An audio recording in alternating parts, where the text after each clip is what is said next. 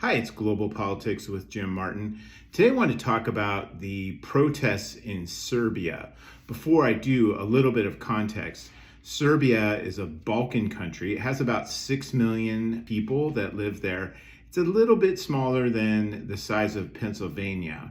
You may recall that Serbia was kind of a major power player in the breakup of the former Yugoslavia after communism ended. And generally speaking, their economy has been decent. However, the country's been plagued with corruption and growing authoritarianism. Serbia's government in recent years has become somewhat aligned with Russia. The president of Serbia visited Vladimir Putin on the May Day celebrations this year in Moscow. These protests really had their origin story in the collapse of a railroad station awning that killed about 16 high school and college students and wounded about 70 or 80 more.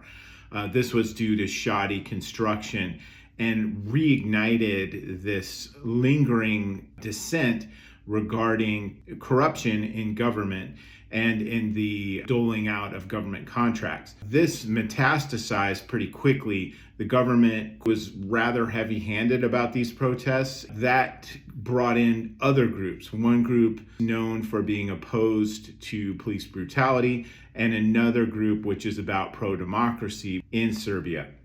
Protests this week were truly huge. About 140,000 people protested in Belgrade the other day. And these are just sustained, growing efforts. And it's spread to other cities in Serbia as well. 500,000 people across the country were involved in that. And that's a lot for a country of 6 million. The police have responded with sonic cannons, beatings, arbitrary arrests here and there of protest leaders.